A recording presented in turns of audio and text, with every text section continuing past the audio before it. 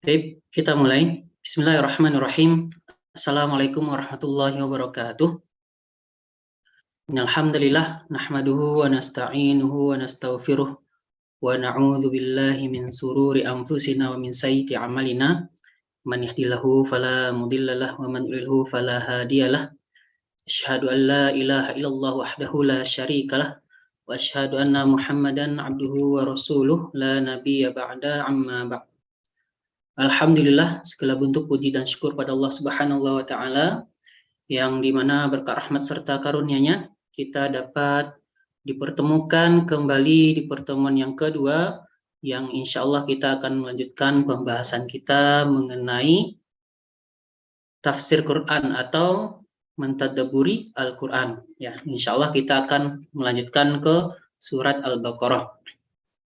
Salawat dan salam, marilah kita memperbanyak mengucapkan selawat pada Nabi kita, Nabi Muhammad Rasulullah Sallallahu Alaihi Wasallam, yang dimana Rasulullah Sallallahu Alaihi Wasallam adalah manusia yang paling mulia, yang paling baik akhlaknya, yang paling mencintai kita sebagai umatnya. Taib, Bapak Ibu sekalian, ya, kita persilakan Ustadz Rohimul Amin untuk melanjutkan sesi pembelajarannya. Kepada Ustadz kami persilakan. Baik, bismillahirrahmanirrahim. Assalamualaikum warahmatullahi wabarakatuh. Waalaikumsalam warahmatullahi wabarakatuh. Alhamdulillah, wassalatu wassalamu ala rasulillah wa ala alihi wa ashabihi wa man ittaba'a bihudah. Ashhadu an la ilaha illallah wahdahu la syarika lah wa ashhadu anna sayyidana wa habibana wa imamana Muhammad sallallahu alaihi wasallam alladzi la nabiyya ba'dah.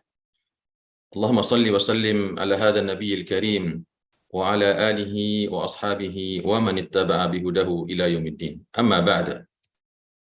Bapak dan Ibu, ikhwan dan akhwat, saudara dan saudari semua, alhamdulillah kembali kita bersyukur pada Allah Subhanahu wa taala yang telah memberikan kepada kita hari ini karunia dan nikmat yang begitu besar, disampaikannya umur kita ke tanggal 2 Ramadan tahun 1444 Hijriah. Tentunya kita wajib bersyukur pada Allah Subhanahu wa taala yang telah memanjangkan umur kita dalam keadaan sehat walafiat, tidak kurang suatu apapun insyaallah, dan dapat menunaikan ibadah puasa, baik berpuasa di siang hari, begitu juga melakukan qiyamul lail di malam hari dengan baik. Salawat dan salam kita doakan untuk uswah dan qudwah kita Nabi Muhammad sallallahu alaihi wasallam dengan mengucapkan Allahumma salli ala nabiyina Muhammad. Bapak dan Ibu, ikhwan akhwat rahimakumullah, pada pagi hari ini insyaallah kita akan melanjutkan tadabbur Al-Qur'an kita, mentadabburi surah Al-Baqarah insyaallah, surah yang kedua dalam susunan mushaf Al-Qur'an. Sebelum kita memasuki tadabbur mufradat Al-Qur'an, insyaallah hari ini kita akan membahas makna-makna yang terdapat dalam surah Al-Baqarah ayat 1 sampai 5 insyaallah, agar majlis kita ini sesuai dengan majlis yang disebutkan oleh Rasulullah sallallahu alaihi wasallam dalam hadisnya, mana beliau mengatakan tidaklah berkumpul suatu kaum di situ mereka membaca kitab Allah dan kemudian mempelajari isi kandungannya, kecuali Allah akan limpahkan kepada mereka as-sakinah war-rahmah wal-maghfirah wa dzakarahumullahu fi man indah. Oleh karena itu, saya minta kesediaan salah seorang dari peserta yang mungkin kalau berkenan saya tunjuk langsung untuk bisa membacakan di hadapan kita surat Al-Baqarah ayat 1 sampai 5. Atau mungkin ditunjuk oleh Ustaz Hafiz? Baik, Ustaz ya. Baik, Coba. silakan. Sudah ada yang angkat tangan nih. Bapak Sirajuddin Gumpa ya. Masya Silakan, Allah. Pak. Silakan Pak Sirajuddin. Tafadhol Pak, ayat 1 sampai 5 saja. 1 sampai 5.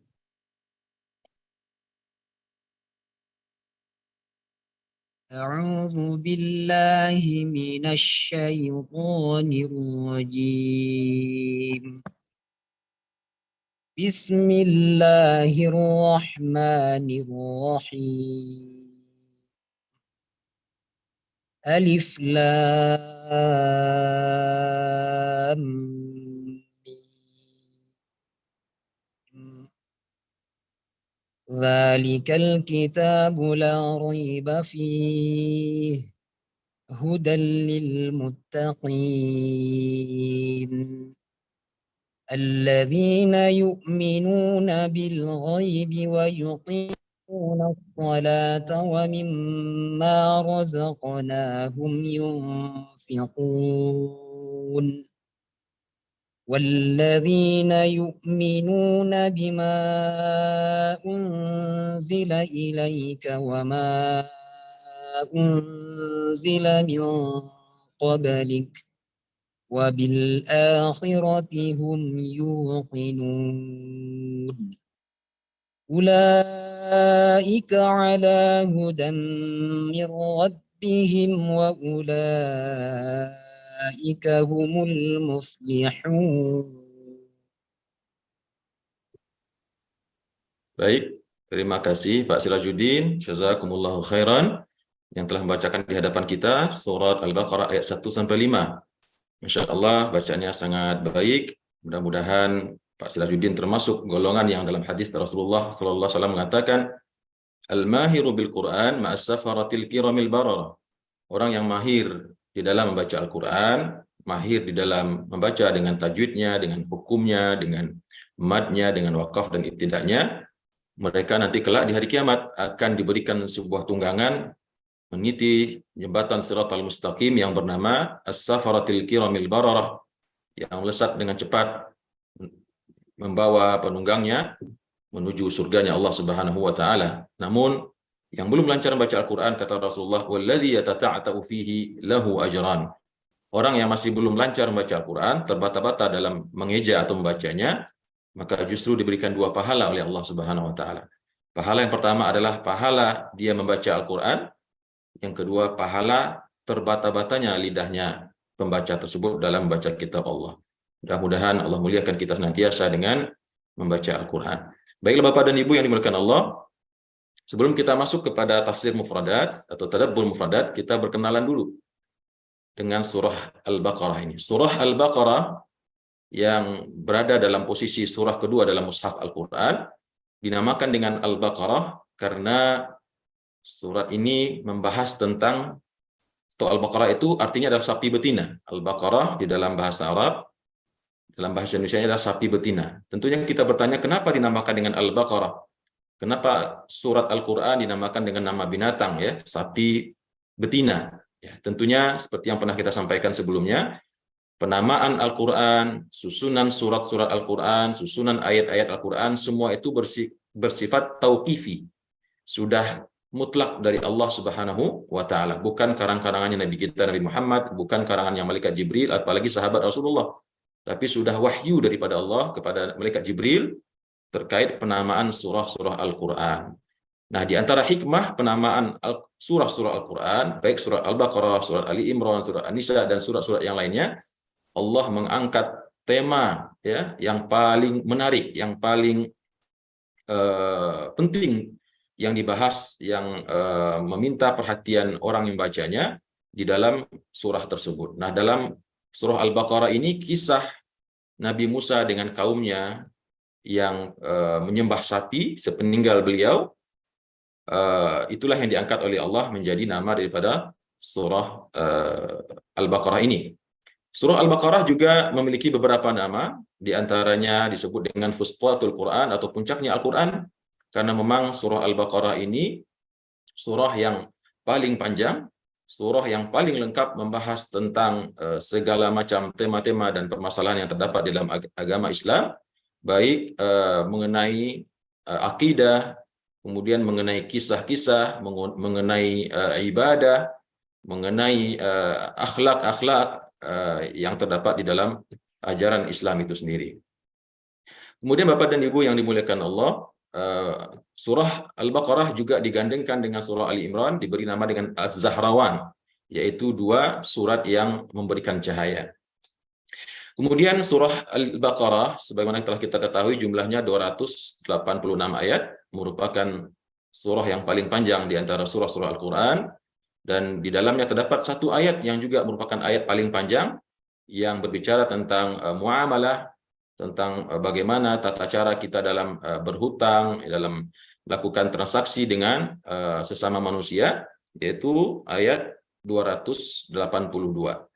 Kemudian surah ini bersifat atau termasuk jenis surah Madaniyah, diturunkan di kota Madinah, di dakwah Rasulullah SAW di Madinah selama lebih kurang 10 tahun lamanya. Kemudian Bapak dan Ibu yang dimuliakan Allah, seperti yang tadi kita sampaikan, kandungan daripada surah Al-Baqarah ini sangat banyak, dan ketika surah Al-Baqarah ini turun di kota Madinah, di mana seperti diketahui penduduk Madinah pada saat itu adalah penduduk yang sangat heterogen. Di sana ada orang Yahudi, di sana ada orang Ahlul Kitab daripada Nasrani, ada orang kafir Harbi yang belum beriman pada dakwahnya Nabi Muhammad SAW, ada orang Muslim yang imannya masih separuh-separuh, yang belum kuat, ada orang Muslim yang atau mukmin yang memang sudah berhijrah bersama Rasulullah SAW dari Makkah, dan juga ada orang-orang munafik. Nah, karena itulah kandungan daripada surah Al-Baqarah ini bermacam-macam banyaknya. Nah, kalau disimpulkan, yang pertama berbicara tentang akidah, yaitu keesaan Allah Subhanahu wa taala, berbicara tentang malaikat, kemudian berbicara tentang hari akhir dan lain sebagainya. Kemudian juga kandungan yang kedua menguraikan tentang pandangan-pandangan orang Yahudi dan kekeliruan pemikiran mereka, serta menyebut tentang nikmat-nikmat Allah yang telah diberikan kepada mereka. Karena pada waktu itu memang di Madinah terdapat banyak sekali kelompok orang-orang Yahudi. Kemudian yang ketiga membahas tentang hukum-hukum fikih yang terdapat dalam ajaran Islam. Surah ini secara lengkap membahas tentang hampir lima-limanya rukun Islam, ya. Tentang sholat, tentang zakat, tentang puasa, tentang haji, tentang umroh. Begitu juga tentang peperangan, tentang perkawinan, perceraian, hukum talak, hukum iddahnya perempuan, hukum warisan, dan berbagai macam hukum-hukum fikih yang lainnya. Semua itu dikemukakan oleh Allah secara silih berganti. Yang oleh sebagian orang ketika melihat tema-tema Al-Quran itu datang silih berganti, baru 2 ayat berbicara tentang puasa, tiba-tiba Allah berbicara tentang doa, misalkan dalam surah puasa, ya. Nah, begitu juga di tempat-tempat yang lain dalam Al-Quran. Nah, sebagian orang menganggap Al-Quran itu tidak sistematis, tidak secara tuntas selesai bercerita dulu tentang suatu topik, kemudian pindah kepada yang lain, tapi lompat-lompat begitu.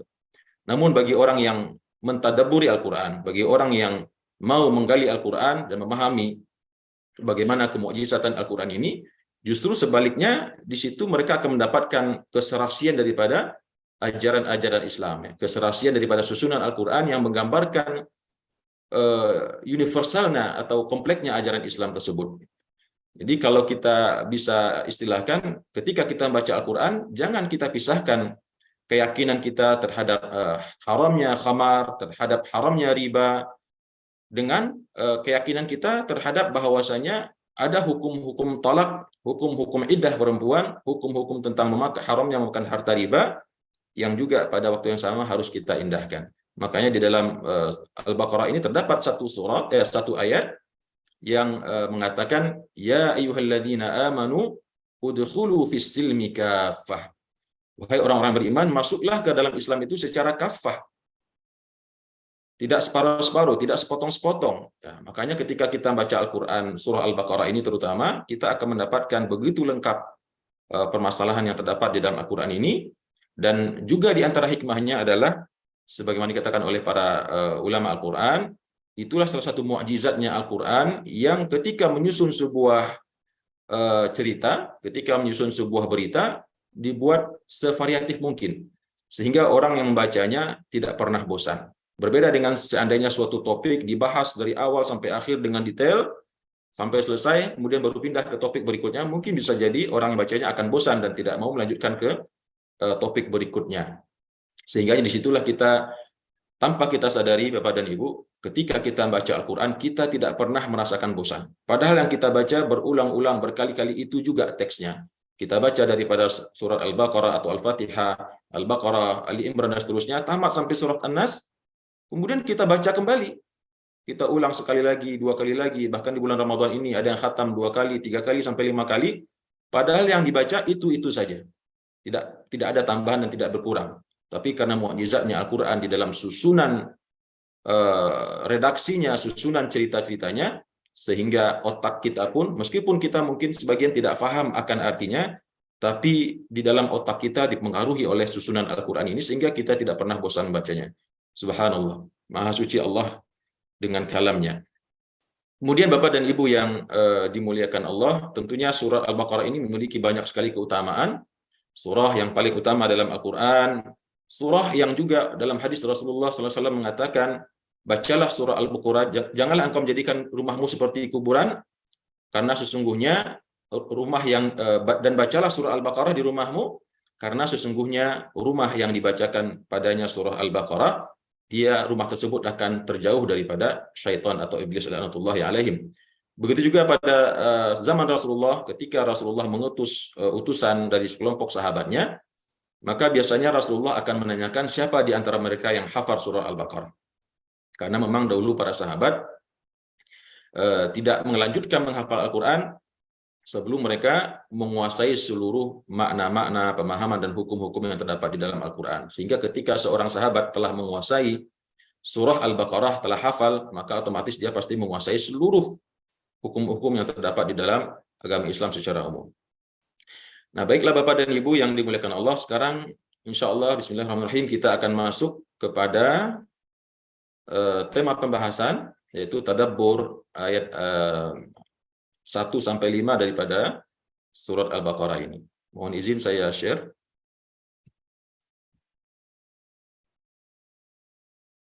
Ya. Sudah tampil Pak Hafiz? Sudah ya? Sudah, Ustaz. Baik. Bismillahirrahmanirrahim. Dengan menyebut nama Allah yang Maha Pemurah dan lagi Maha Penyayang, yang dalam pertemuan sebelumnya telah kita jelaskan tentang makna daripada Ar-Rahman dan Ar-Rahim.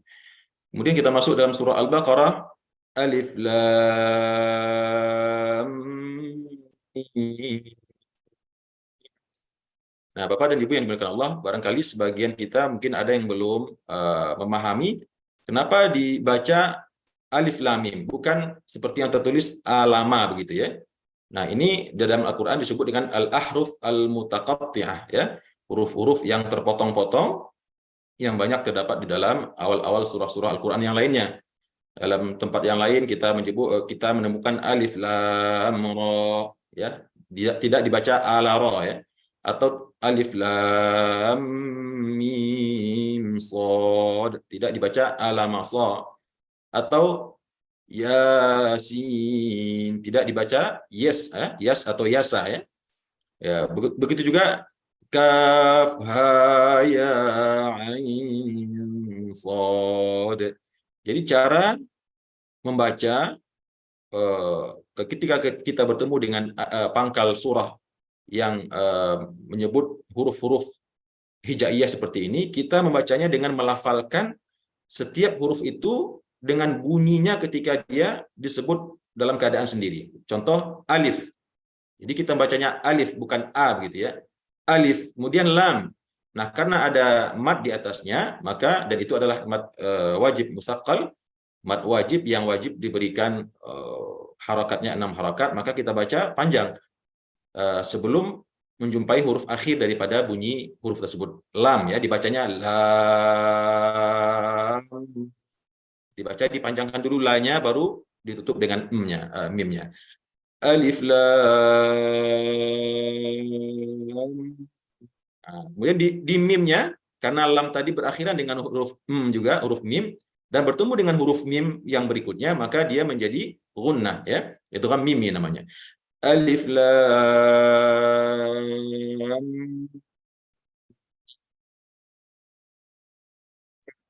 Nah, mim dibaca mim karena huruf mim itu dalam bahasa Arab ketika sendiri dibaca mim, alif, mim, ya, mim, mimun ya. Nah, ketika di sini karena ada harakat, sita harakat, 6 harakat dipanjangkan juga seperti lam. Alif lam.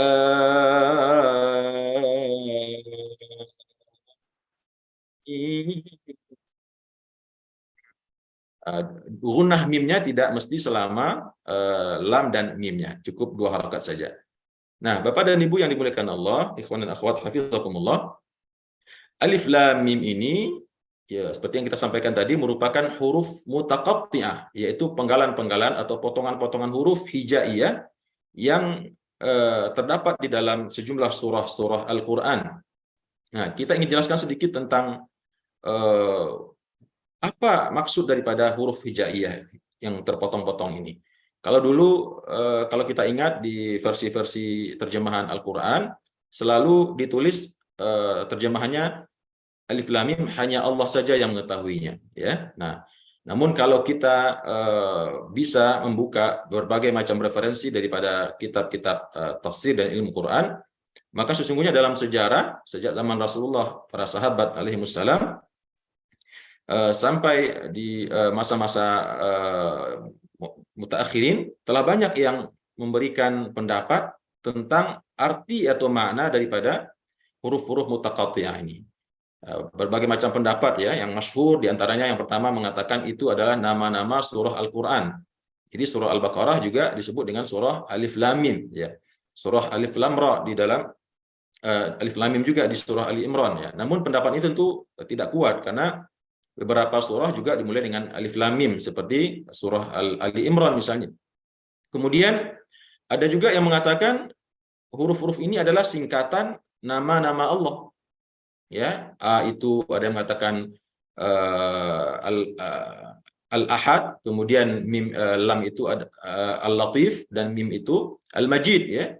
Atau juga ada yang menyingkatnya dengan alif itu adalah yang mengatakan itu adalah singkatan daripada A-nya adalah Allah, lamnya adalah malaika, dan mimnya adalah Muhammad sallallahu alaihi wasallam ya. Nah, itulah beberapa pendapat-pendapat yang disampaikan oleh para mufassirin ya di dalam mentakwilkan kalimat Alif Lam Mim ini. Kemudian ada juga bahkan yang mengatakan ini adalah angka-angka yang memberikan sinyal tentang umur kenabian Nabi Muhammad sallallahu alaihi wasallam.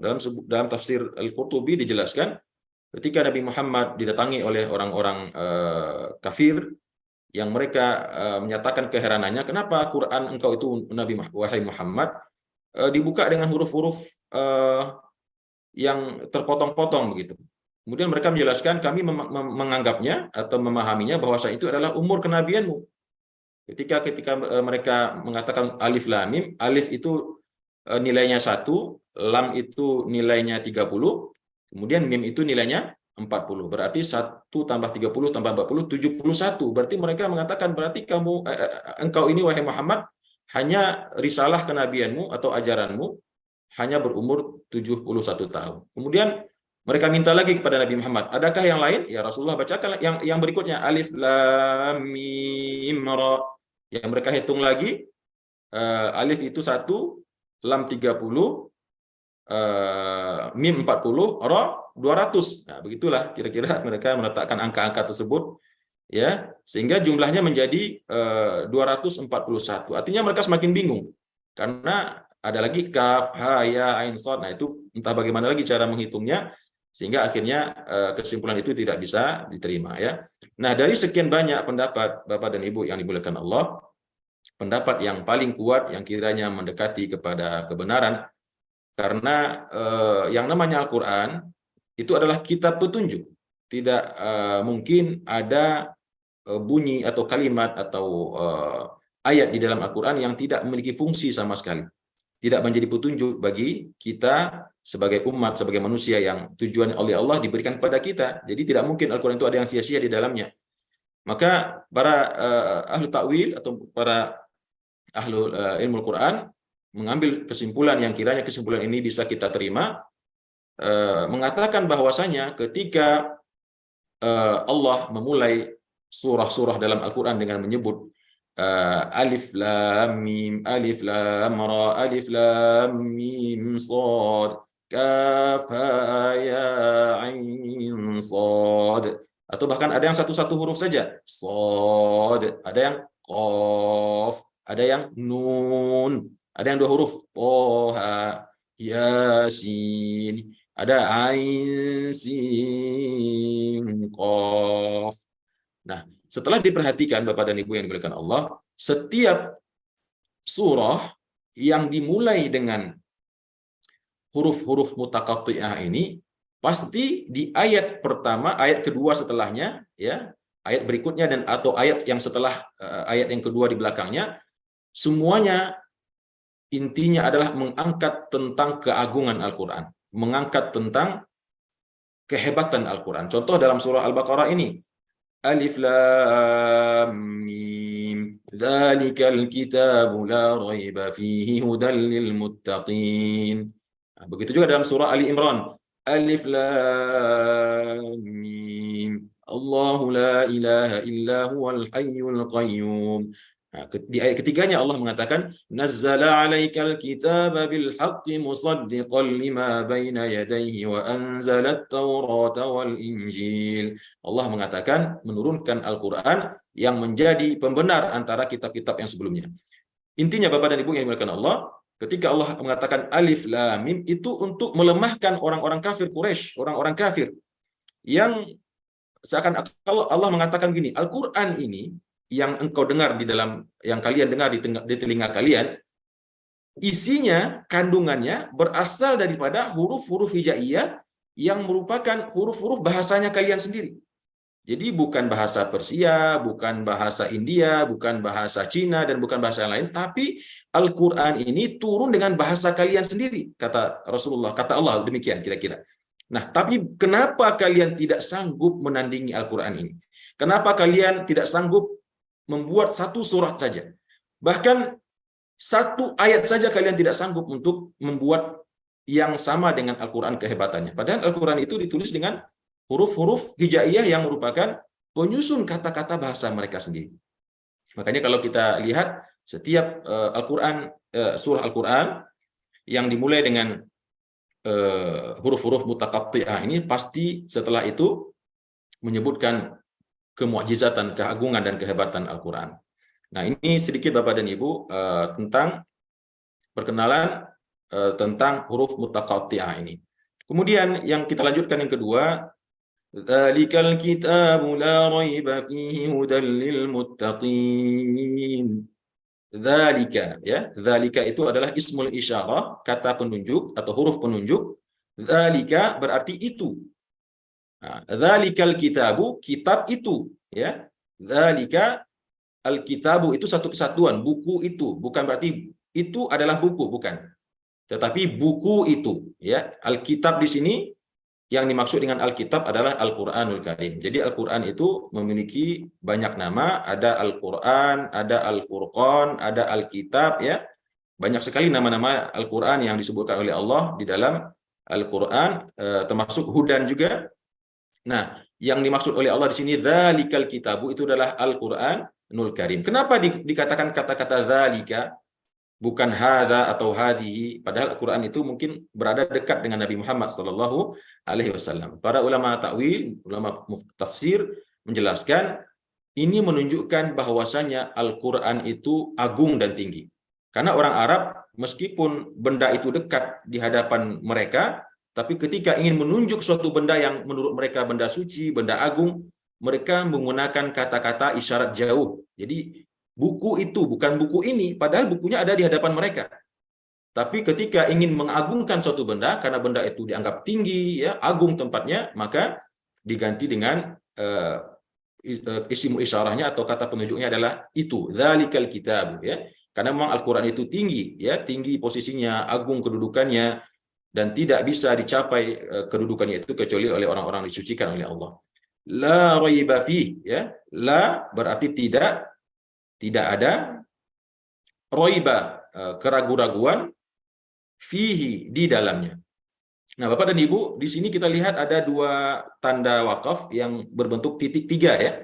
Nah, mungkin sebagian Bapak dan Ibu sudah memahaminya. Bagi yang belum, maka maksud di sini adalah kita boleh wakaf di salah satu di antara keduanya, tapi tidak boleh wakaf di kedua-duanya. Misal begini, kita pilih dzalikal kitabu la raib. Nah, di situ boleh wakaf. Tapi begitu melanjutkan harus nyambung. Fihi hudal lil muttaqin. Tidak boleh dzalikal kitabu la raib fihi. Nah, itu tidak boleh. Nah, atau boleh juga dzalikal kitabu la raiba fihi hudal lil muttaqin. Nah, itu maksudnya tanda wakaf tersebut harus dipilih salah satu di antara keduanya di mana kita mau wakaf. Kalau sudah wakaf di salah satu, tidak boleh wakaf lagi di yang keduanya. Nah, Bapak dan Ibu yang dimuliakan Allah, ada dua pilihan wakaf di sini yang juga mempengaruhi makna daripada Al-Quran ini. Makna daripada ayat yang kedua surah Al-Baqarah ini. Kalau kita membacanya, Dzalikal kitabu la raib. Itulah kitab atau kitab itu atau Al-Quran itu la raib. Tidak ada keraguan. Ya, tidak ada sama sekali keraguan, ya. Yang di sini adalah menafikan segala macam bentuk keraguan karena dia adalah kitab yang berasal daripada kalamullah, kitabnya Allah Subhanahu wa taala. Tidak ada keraguan bahwasanya dia turun daripada Allah Subhanahu wa taala, tidak ada keraguan bahwasanya Al-Qur'an itu dijaga oleh Allah sampai hari kiamat dan tidak akan rusak. Jangankan satu surah, jangankan satu ayat, jangankan satu kalimat, jangankan satu huruf, satu baris pun tidak akan ada yang hilang daripada kitab ini. Dan ini ada mukjizatnya Al-Qur'an. Al-Qur'anul Karim yang dijaga oleh Allah melalui para penghafal-penghafal Al-Qur'an. Subhanallah, Masya Allah. Semakin kesini kita semakin lihat begitu banyak orang yang antusias menghafal Al-Quran, yang tua, yang muda, bahkan yang anak-anak, ya, yang semakin hari kita lihat semakin banyak orang menghafal Al-Quran, dan ini tidak dimiliki oleh kitab agama apapun di dunia ini. Tidak ada orang yang sanggup menghafal Injil sampai tamat dari halaman 1 sampai halaman terakhir dengan titiknya, komanya, kalimatnya, semuanya tidak ada satupun buku, ya, atau kitab apapun di dunia ini yang sanggup dihafal oleh manusia dengan titiknya, dengan barisnya, dengan kalimatnya, dengan gunahnya, dengungnya, dan hukum-hukumnya, melainkan cuma Al-Quran saja yang bisa dihafal seperti itu. Karena memang Allah sudah mengatakan, وَلَقَدْ يَسَّرْنَا الْقُرْآنَ لِلذِّكْرِ فَهَلْ مِنْ مُدَّكِرٍ. Sungguh telah kami mudahkan Al-Quran itu untuk diingat, untuk dibaca, untuk dihafal, maka apakah masih ada orang yang mengingkarinya? Kemudian, la raib. Kemudian kalau kita lanjutkan, fihi hudal lil muttaqin. Padanya terdapat petunjuk bagi orang-orang yang bertakwa. Nah, itu kalau kita berhenti di la raib. Tapi kalau kita berhentinya dzalikal kitabu la raiba fihi, dan itulah Al-Qur'an, Al-Qur'an itulah Al-Qur'an yang tidak ada keraguan-raguan di dalamnya. Fihi, kita lihat artinya dalam kotak fihi, itulah kitab tidak ada keraguan di dalamnya. Titik sampai di sana. Baru lanjut hudal lil muttaqin. Dia menjadi petunjuk bagi orang-orang yang bertakwa. Jadi perbedaannya dzalikal kitabu la raib, itulah kitab yang tidak ada keraguan, fihi hudal lil muttaqin, padanya terdapat petunjuk bagi orang yang bertakwa. Jadi Bapak dan Ibu begitu memahami daripada ayat yang kedua ini. Kemudian Allah mengatakan hudan lil muttaqin. Al-Qur'an itu menjadi petunjuk bagi orang-orang yang bertakwa. Apa itu petunjuk? Petunjuk itu artinya adalah tata cara, ya, sesuatu yang kita butuhkan untuk melakukan suatu kebutuhan yang ingin kita lakukan, maka itu yang disebut dengan petunjuk. Maka Al-Quran ini, kata Allah, menjadi petunjuk, menjadi penjelas, ya, penuntun di dalam kehidupan. Bagi siapa?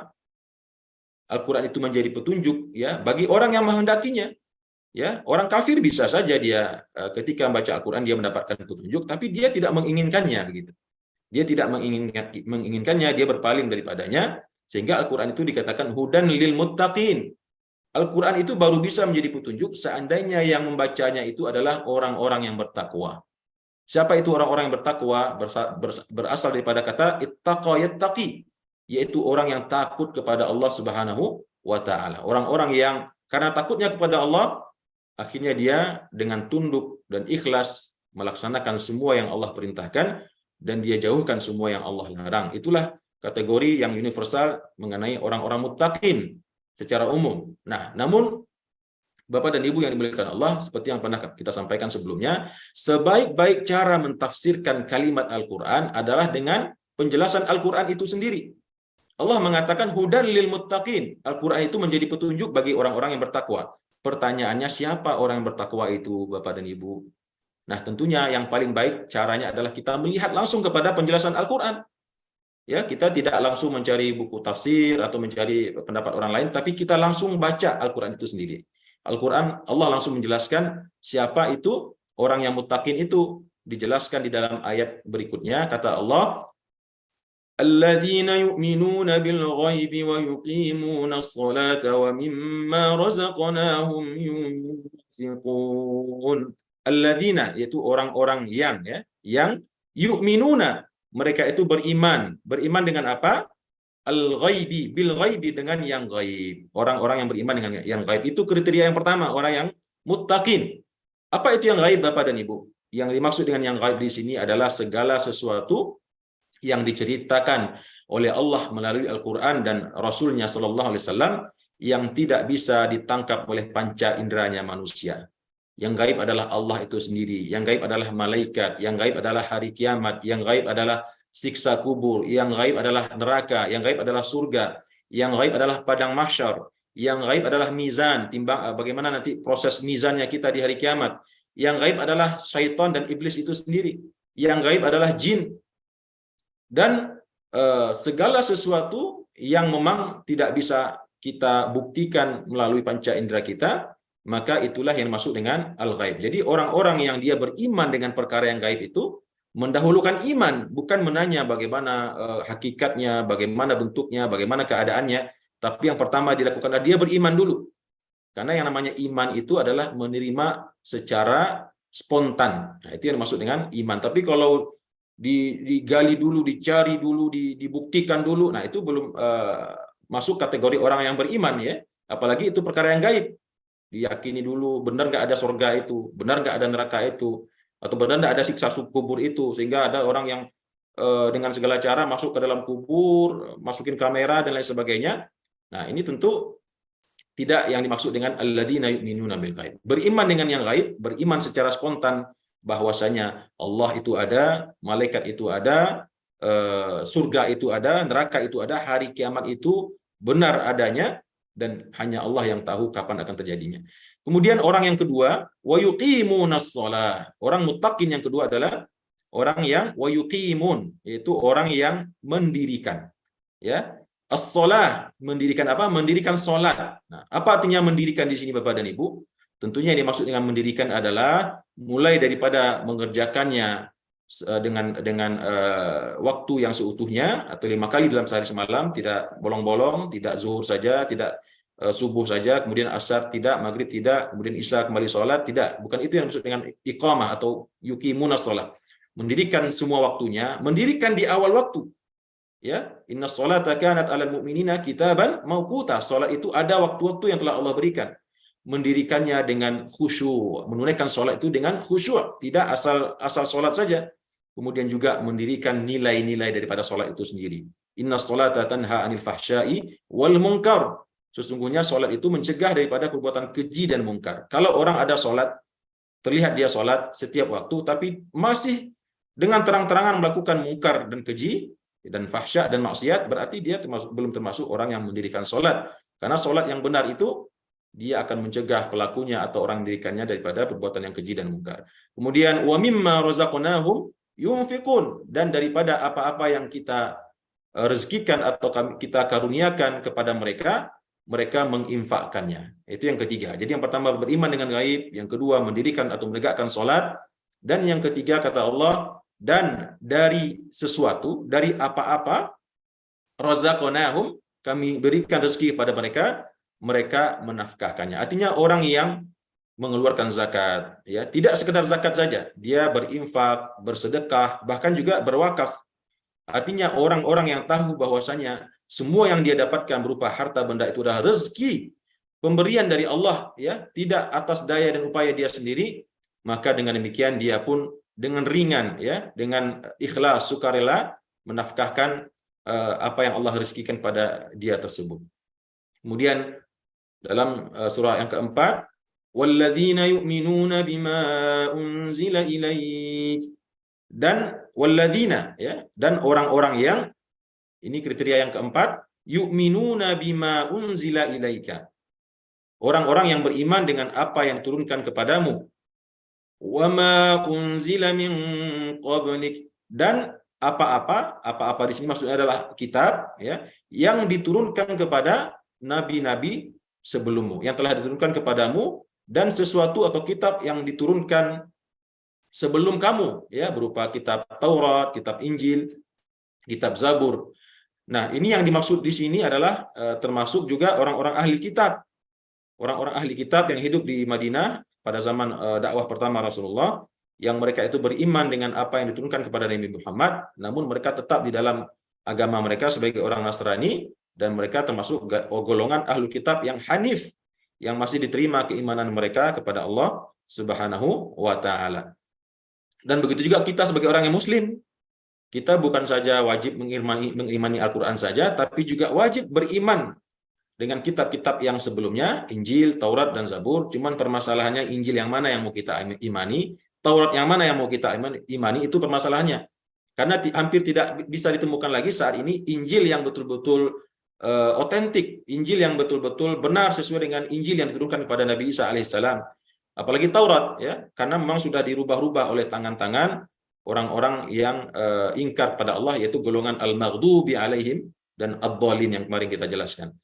Kemudian wabil akhirati hum yuqinun, ya. Yang keenam yaitu orang-orang yang dengan hari, orang-orang yang mereka beriman dengan hari, dan mereka beriman dengan hari akhirat, ya. Mereka beriman dengan hari akhirat. Di bawahnya, maaf. Beriman dengan hari akhirat atau dengan hari kiamat. Wabil akhirati hum yuqinun. Dan dengan akhirat mereka meyakininya. Jadi di sini tidak saja sekedar beriman, tapi yakin seyakin-yakinnya bahwasanya hari kiamat itu betul-betul ada dan betul-betul akan terjadi, dan segala macam bentuk kejadian, peristiwa, proses yang ada di dalamnya pun ikut diimani semuanya. Jadi tidak sekadar percaya, oh benar akan ada nanti hari kiamat, tapi detail yang akan terjadi di situ yang dijelaskan juga semua di dalam Al-Quran dan dalam hadis Rasulullah, semuanya harus diimani, semuanya harus diyakini dan dipercayai. Kemudian Bapak dan Ibu yang dimuliakan Allah, ulaika ala hudam mir rabbihim. Nah, ulaika, setelah tadi disebutkan 6 kategori atau sifat karakter orang-orang yang muttaqin, kemudian Allah sebutkan ulaika. Mereka itulah, ulaika. Dalam bahasa Arab, ulaika itu sama dengan hum. Mereka, ya, tapi ulaika itu untuk mengumpulkan sekelompok orang, sekelompok, ketika digabung semuanya mereka itu, maka yang biasa digunakan adalah ulaika. Kumpulan-kumpulan orang-orang tersebut, kata Allah, ala hudam mir rabbihim. Di sini kita lihat Allah menggunakan kata-kata ala, ya. Harusnya bisa saja Allah mengatakan kata fi, di dalam, ya. Mereka itu berada di dalam petunjuknya Allah.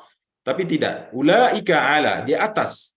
Hudam mir rabbihim, bukan berarti posisinya mereka lebih tinggi daripada huda, bukan. Akan tapi ini kalau dibayangkan, jika dibayangkan huda itu berbentuk kendaraan, maka orang-orang yang beriman, orang-orang muttaqin dengan sifatnya yang 6 di atas tadi, berada di atasnya, menaikinya bersamanya, yang membawa orang tersebut kepada tujuan akhirnya, yaitu kepada surganya Allah Subhanahu wa Ta'ala. Ulaika ala hudam mir rabbihim, mereka itulah orang-orang yang di atas atau berada di atas petunjuknya Tuhan mereka. Wa ulaika humul muflihun, dan mereka itulah orang-orang yang beruntung. Mereka itulah, kembali kepada 6 kategori tadi, orang-orang yang muflihun. Apa itu al-muflihun Bapak dan Ibu? Al-muflihun itu juga berasal daripada kata-kata aflaha atau falah. Petani, ya, orang yang bercocok tanam. Jadi petani itu ketika dia bercocok tanam, pasti dia menginginkan hasilnya. Dan orang yang menginginkan hasil harus melakukan prosesnya. Jadi di sini disimpulkan, orang yang ingin berhasil, orang yang ingin sukses, baik dalam perkara dunia, apalagi perkara akhirat, dia harus melakukan proses untuk mendapatkan keberhasilan tersebut atau keberuntungan tersebut. Wa ulaika humul muflihun. Terakhir Bapak dan Ibu, di sini kita bisa memahami juga bahwasanya keberuntungan yang hakiki, kesuksesan yang hakiki, kemenangan yang hakiki di dalam Al-Quran, kalau kita amati di dalam Al-Quran itu Bapak dan Ibu, yang telah pernah saya sampaikan juga sebelumnya, kata-kata al-muflihun, al-faizun, tuflihun, ya, faza, fauzan azima, yang semuanya sinonim yang berarti keberuntungan, ya, kesuksesan, kemenangan. Kalau kita amati dalam Al-Quran, semuanya berdimensi ukhrawi. Semuanya berdimensi amal soleh. Tidak ada pernah sekalipun Allah menyebut dalam Al-Quran, orang yang beruntung itu orang yang kaya raya. Atau orang yang beruntung itu orang yang mendapatkan kedudukan tinggi di hadapan manusia. Atau orang yang banyak anaknya, yang banyak keturunannya. dan lain-lain sebagainya berupa kenikmatan dunia. Satu pun tidak ada Al-Quran pernah menyebut bahwasanya orang yang beruntung itu adalah orang yang mendapatkan karunia duniawiyah. Akan tetapi semua keberuntungan, kesuksesan, keberhasilan yang dimaksud oleh Allah di dalam Al-Quran adalah yaitu keberuntungan ukhrawiyah yang semuanya bermuara kepada masuknya seseorang ke dalam surganya Allah dan dibebaskan dia daripada siksaan api neraka. Demikian Bapak dan Ibu yang dimuliakan Allah, mohon maaf jika melewati waktu yang semestinya. Kira-kira tadabbur kita pada pagi hari yang berbahagia ini mudah-mudahan bisa menambahkan pemahaman dan pencerahan bagi kita semua. Aku qouli hadza wa astaghfirullah li wa lakum. Wassalamualaikum warahmatullahi wabarakatuh. Waalaikumsalam warahmatullahi wabarakatuh. Masya Allah ya. Nggak sadar aja udah 46 menit ya kita mendengarkan. Baru dimulai rasanya gitu ya. Totalnya udah 46 menit, Masya Allah. Ustaz. Gimana Ustaz, mau tanya jawab Ustaz? Boleh, silakan kalau ada. Ya, silakan di raise hand yang mau tanya jawab, silakan. Baik, Bapak Amri. Ya, silakan Pak Amri.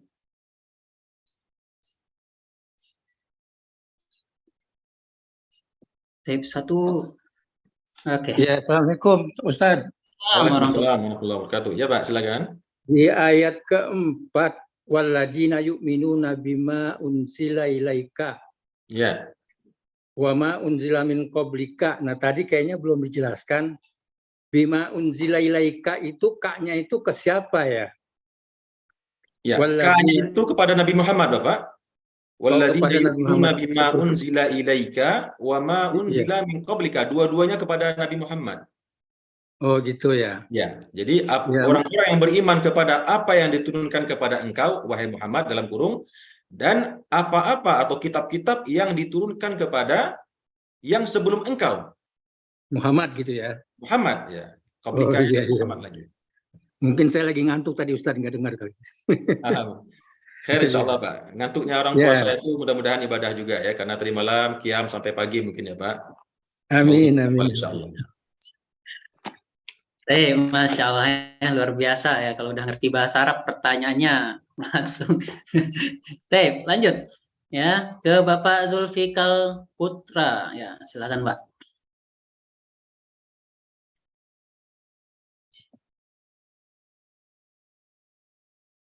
Pak Zulfikar nggak ada. 1, 2, 3. Oke, lanjut. Assalamualaikum. Oh, ada. Waalaikumsalam warahmatullahi wabarakatuh. Ya, Ustaz. Ini Ustaz, izin mau bertanya terkait mengenai tadi ayat-ayat Muttaqati'ah. Ya. Kan memang beberapa informasi juga yang sering saya dengar bahwa memang ini adalah ayat yang memang sengaja dirahasiakan oleh Allah Subhanahu wa taala. Bahkan kemudian tidak ada arti dari setiap ayat Muttaqati'ah tadi, misalnya alif lam mim, alif lam ra, shad, yasin dan seterusnya. Mungkin bisa Ustaz butuh penjelasan lebih lagi Ustaz, kalau misalnya izin ini dijelaskan. Terima kasih Ustaz. Assalamualaikum warahmatullahi wabarakatuh. Waalaikumsalam warahmatullahi wabarakatuh. Iya Bapak, tadi di awal sudah kita jelaskan beberapa versi pemahaman atau pentafsiran daripada salafus salih ya, begitu juga orang-orang mutaakhirin terhadap kalimat-kalimat atau huruf-huruf muttaqati'ah ini. Ya, tentunya masing-masing memiliki kekurangan dan kelemahannya.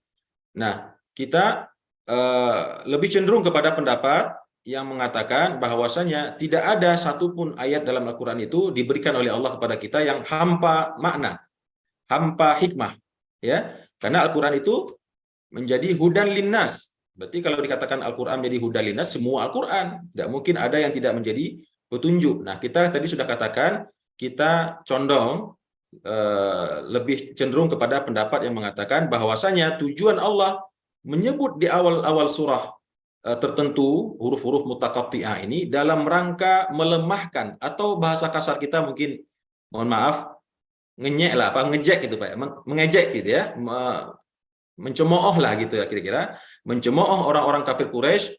Seakan-akan kalau kita bayangkan begini Pak, walillahi matsalul a'la, tentunya A, B, C, D. Nih kata-kata saya ini, begitu kata Allah, semua susunan kata-katanya berasal dari huruf-huruf yang Anda mengerti sendiri. Ya A, ya B, ya C, ya D. Nah sekarang kenapa kalian tidak sanggup untuk menurunkan semisal Al-Quran ini? Satu surat kah? Atau kalau nggak bisa satu ayat kah? Ya, gitu ya. Atau satu kalimat kah? Nggak ada yang bisa. Padahal itu bahasa mereka sendiri, dan orang-orang kafir Quraisy pada waktu itu sangat terkenal dengan kepiawaian kesastraan mereka. Mereka sanggup mengarang syair beribu-ribu bait panjangnya dengan kalimat-kalimat yang begitu indah, ya. Tapi giliran ditantang untuk membuat yang semisal Al-Quran, mereka lemah semuanya. Tidak ada yang sanggup. Padahal huruf-huruf Al-Quran ini pembangunnya adalah huruf-huruf hijaiyah yang huruf bahasanya mereka sendiri gitu. Makanya kenapa kesimpulannya demikian? Karena setelah diamati seluruh surah-surah Al-Quran yang dimulai dengan huruf mutaqatti'ah ini, Bapak silakan amati nanti, semuanya setelah itu, kalau nggak ayat kedua setelahnya atau ketiga setelahnya, berbicara tentang bahwasanya Al-Quran itu maha agung atau sangat agung, sangat tinggi, yang menunjukkan kehebatan Al-Quran. Dzalikal kitabu la raiba fihi, itulah Al-Quran. Ya, dalam surah Ali Imran tadi juga kita akan langsung Allah di ayat ketiganya mengatakan nazzala 'alaikal kitaba bil haqq. Dia telah turunkan kepada engkau wahai Muhammad Al-Quran itu dengan hak, dengan kebenaran. Begitu ya penjelasannya Bapak. Baik. Ya. Silakan Bu Dewi, Bu Dwi Sari ya. Ya Ustaz, untuk mau nanya yang ayat kelima al-muflihun, itu kan orang-orang yang beruntung. Menurut Ustaz tadi kan orang-orang yang beruntung itu adalah untuk keberuntungan ukhrawi. Apakah itu nggak bisa diselaraskan ya Ustaz untuk keberuntungan ukhrawi dan keberuntungan duniawi gitu? Ya, jadi Bapak dan Ibu yang dimuliakan Allah, tentunya kita ketika mengambil sebuah kesimpulan, ya kita mengacu kepada kesimpulan-kesimpulan yang ada di dalam Al-Quran, ya. Karena dalam Al-Quran surah Ali Imran apa kata Allah? Faman zuhziha 'anil nari wa udkhilal jannata faqad faz. Barang siapa yang diberikan nanti di akhirat dihindarkan dia daripada siksaan api neraka, dimasukkan ke dalam surga, maka itulah orang yang sukses, orang yang beruntung. Nah, kalau kita memasukkannya dalam konteks beruntung di dunia, tentu kaitannya harus dengan konteks ukhrawi itu tadi. Orang yang beruntung di dunia adalah orang yang menjalani hidupnya sesuai dengan tuntunan pedoman agama, dengan ketaatan kepada Allah Subhanahu wa taala, meskipun dia bukan tergolong orang-orang yang sukses dalam pengertian kebanyakan manusia secara materi. Karena kalau kita bawa-bawa kesuksesan materi, maka tentu terjadi nanti pilih kasih kerancuan pandangan terhadap kesuksesan ini. Berarti kalau ada orang yang dia soleh juga, bertakwa juga, tapi pas kita lihat materinya kurang, ya, berarti dia tidak termasuk golongan orang yang beruntung. Tentu tidak bisa begitu kesimpulannya.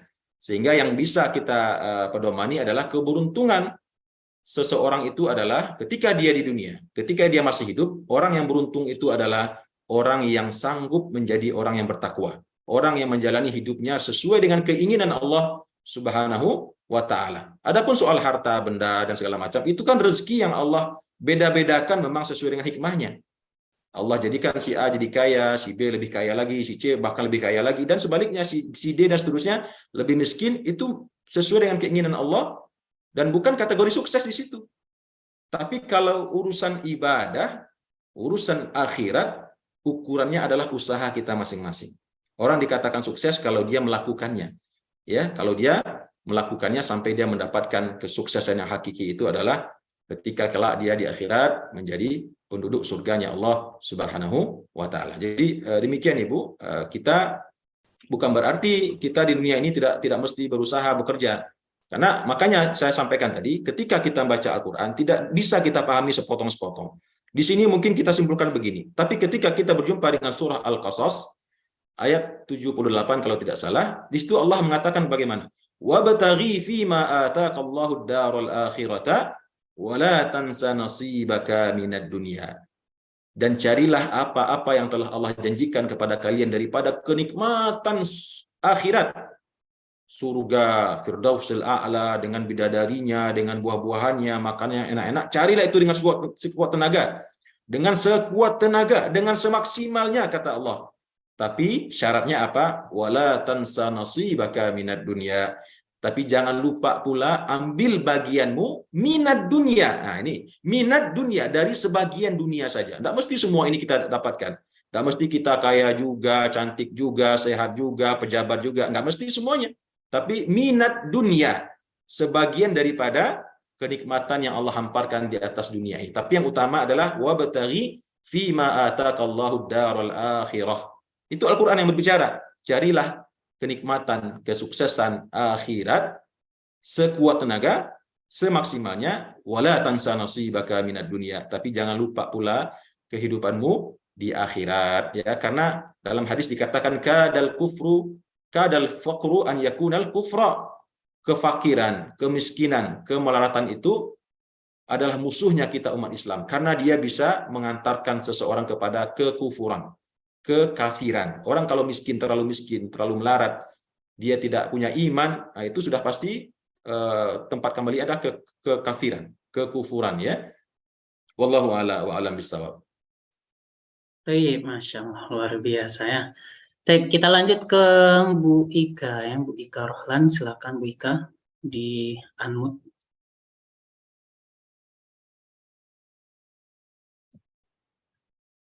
Baik, tidak ada? Ya. Oke. Assalamualaikum Ustaz.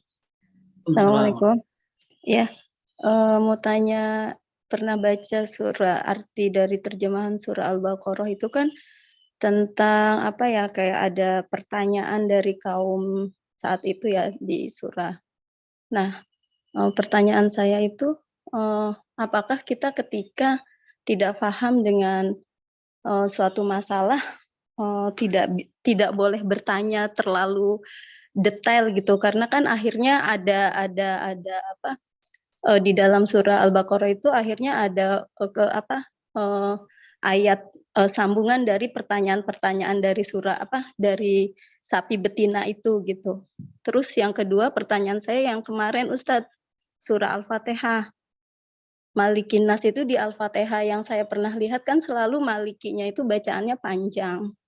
Terus Ustadz kemarin bilang ada konsekuensi ketika kita tidak paham. Ya kalau kami orang awam ya pasti memang nggak paham gitu. Terus yang saya tahu, saya baca sesuai Al-Fatihah yang ada di Al-Quran itu panjang gitu. Terus di surah An-Nas itu kan ada Malikinas juga tuh. Itu tulisannya kan pendek malikinya. Nah itu gimana tuh Ustadz?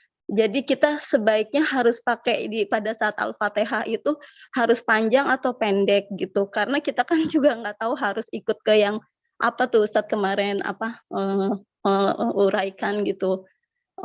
Itu aja pertanyaannya. Assalamualaikum warahmatullahi wabarakatuh. Waalaikumsalam warahmatullahi wabarakatuh. Baik Ibu, terima kasih banyak pertanyaannya dan mungkin ini pertanyaan terakhir.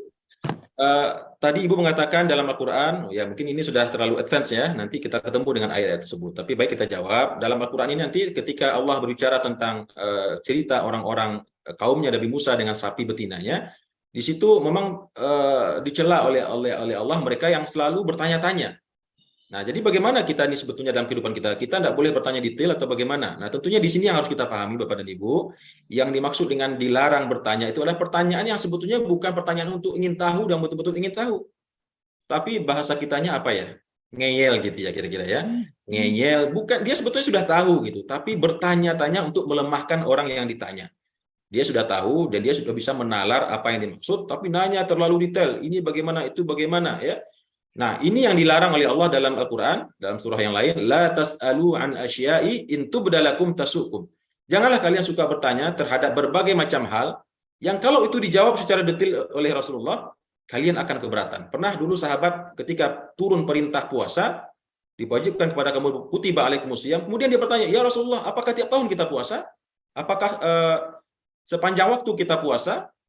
Nah, kata Rasulullah, kalaulah saya bilang iya, maka pasti dia akan menjadi wajib. Jadi bukan Ramadan saja, Sya'ban, Syawal semua puasa, ya. Nah, di situ larangan orang yang berpuasa, orang yang bertanya terlalu banyak karena dikhawatirkan bertanya banyak itu malah mendatangkan masalah kepada kita. Tapi kalau konteksnya belajar, menuntut ilmu, belajar di kelas, ya, memang sebaliknya kita harus bertanya sedetil-detilnya agar kita memahaminya. Kemudian yang kedua terkait dengan Maliki Yaumiddin atau Maliki Yaumiddin yang saya jelaskan kemarin adalah kita orang Indonesia, Asia Tenggara secara umum, kita membaca Al-Quran versi riwayat Hafsin an Asim.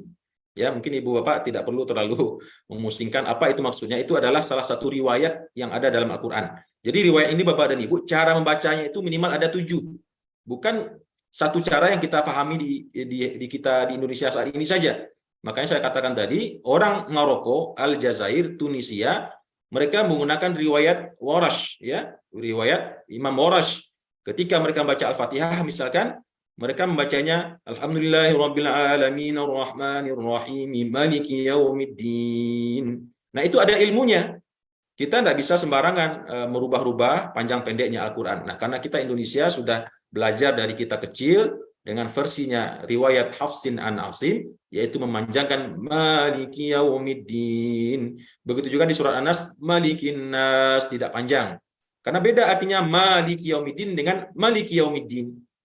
Artinya berbeda tapi maknanya sama. Karena maliki yaumiddin pemilik hari kiamat. Tapi kalau maliki yaumiddin rajanya hari kiamat. Nah, pemilik dan raja sama kan? Orang yang memiliki pasti dia raja, orang yang dia raja adalah pemilik. Jadi sama sebetulnya, cuman bunyinya berbeda. Begitu Ibu. Jadi tidak perlu ragu, silahkan lanjutkan bacaan Al-Quran menurut versi yang telah kita pelajari sejak kita kecil, yaitu riwayat Hafsin an Asim. Mudah-mudahan kalau ada waktu nanti berkenalan dengan riwayat-riwayat yang lainnya. Contoh, ulaika ala hudam mir rabbihim. Nah, gitu ada juga dibaca gitu. Wa ulaika humul muflihun. Jadi hum itu dibacanya humu. Bukan hum, tapi humu. Nah, itu ada ilmunya dan mungkin waktu tidak cukup bagi kita untuk menjelaskannya secara detail.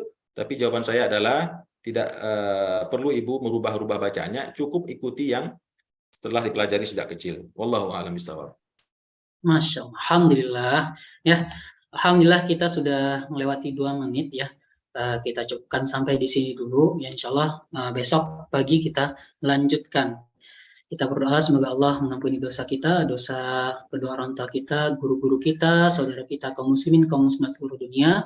Dan semoga Allah mempertemukan kita nantinya di surganya Allah, dan mudah-mudahan kita bisa bertemu dengan Nabi kita, kekasih kita, tauladan kita, Nabi Muhammad Rasulullah Sallallahu Alaihi Wasallam. Amin ya Rabbal Alamin. Kita tutup dengan hamdalah. Alhamdulillah Rabbil Alamin. Doa penutup majelis, subhanakallahumma wa bihamdika asyhadu an la ilaha illa anta astaghfiruka wa atubu ilaik. Assalamualaikum warahmatullahi wabarakatuh.